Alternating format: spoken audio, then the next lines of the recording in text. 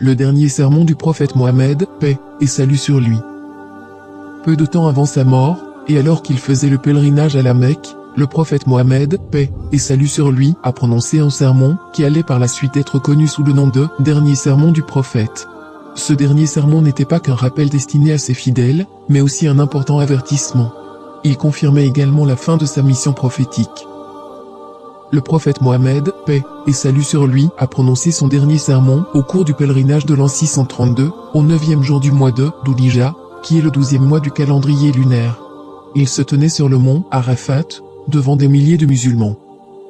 Après avoir loué et remercié Dieu, le prophète, paix et salut sur lui, a déclaré : Ô peuple, écoutez-moi attentivement, car je ne sais pas si, après cette année-ci, je serai encore parmi vous.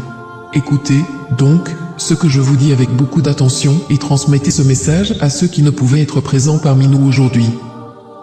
Ô peuple, tout comme vous considérez ce mois, ce jour, cette cité comme sacrée, considérez aussi la vie et les biens de chaque musulman comme sacrés. Retournez à leurs légitimes propriétaires les biens qui vous ont été confiés. Ne blessez personne afin que personne ne puisse vous blesser. Souvenez-vous qu'en vérité, vous rencontrerez votre Seigneur et qu'effectivement, il vous demandera compte de vos actes. Dieu vous a défendu de pratiquer l'usure, de prendre ou payer de l'intérêt, donc tout intérêt non payé sera maintenant annulé. Votre capital, cependant, vous revient. Vous n'infligerez, ni n'endurerez aucune injustice. Dieu a décidé de rendre l'intérêt illicite, et tout intérêt qui était dû à Abbas ibn Abdel-Muttalib sera maintenant annulé. Méfiez-vous de Satan, pour le salut de votre religion. Il a perdu tout espoir de ne pouvoir jamais vous amener à commettre les grands péchés. Attention, donc, à ne pas le suivre dans les péchés mineurs. Ô peuple, il est vrai que vous avez certains droits à l'égard de vos femmes, mais elles aussi ont des droits sur vous. Souvenez-vous que c'est par la permission de Dieu que vous les avez prises pour épouses, et que c'est Dieu qui vous les a confiées. Si elles respectent vos droits, alors à elles appartient le droit d'être nourries et habillées convenablement. Traitez donc bien vos femmes et soyez gentils envers elles, car elles sont vos partenaires et elles sont dévouées envers vous.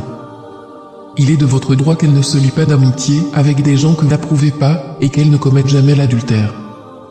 Ô peuple, écoutez-moi bien, adorez Dieu, faites vos 5 prières quotidiennes, jeûnez pendant le mois de Ramadan et donnez votre richesse en zakat. Accomplissez le pèlerinage si vous en avez les moyens. Toute l'humanité descend d'Adam et Ève. Un arabe n'est point supérieur à un non-arabe, et un non-arabe n'est point supérieur à un arabe, et les blancs ne sont point supérieurs aux noirs, de même que les noirs ne sont point supérieurs aux blancs. Aucune personne n'est supérieure à une autre, si ce n'est en piété et en bonnes actions. Vous savez que chaque musulman est le frère de tous les autres musulmans. Vous êtes tous égaux. Vous n'avez aucun droit sur les biens appartenant à l'un de vos frères, à moins qu'on ne vous ait fait un don librement et de plein gré. Par conséquent, ne soyez pas injustes les uns envers les autres.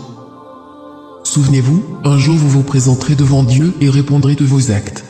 Prenez garde, donc, ne vous écartez pas du droit chemin après ma mort. Ô peuple, aucun prophète ni messager ne viendra après moi, et aucune nouvelle religion ne naîtra.